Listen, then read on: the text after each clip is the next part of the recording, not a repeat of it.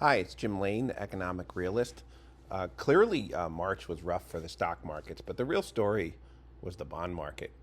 As usual, the bond market's influenced by world events, and because of historically high sovereign debt levels, is probably now influencing world leaders' decision making more than at any time in the past.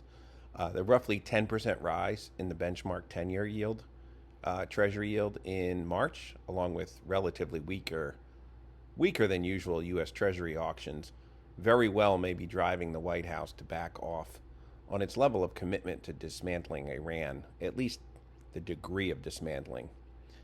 At nearly 40 trillion, U.S. debt is becoming an albatross for U.S. budget purposes.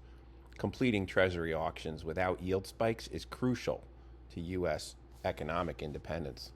So perhaps ironically, just as all those no kings rallies were happening in many U.S. cities, the bond market once again was flexing its king like powers in many regards.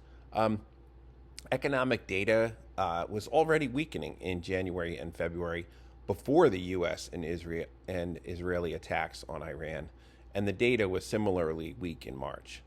Labor data is particularly soft, including the most recent job openings data that shows a pre COVID level, even though the US has about 15 million more people now. So that's not a healthy sign. Housing and residential real estate news flow was negative too. Some positive data came up in manufacturing, but none of it signaled more than a wiggle. I wouldn't say it indicates any kind of a sustainable trend. On the micro front, I highlighted SII shares. This is Sprott, a debt free leading rare natural resources and energy transition specialty finance business. Its main business is publicly traded closed end funds and exchange traded funds.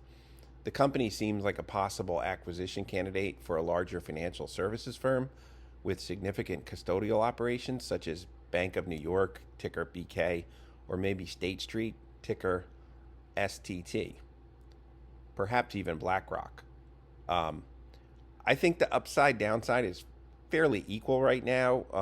My DCF analysis gets me to $199 on the upside and $110 on the downside. So the stock in the mid 140s, a kind of balanced risk. I own more than $110,000 in the shares, and I'd like to add on any significant price weakness of 10% or more.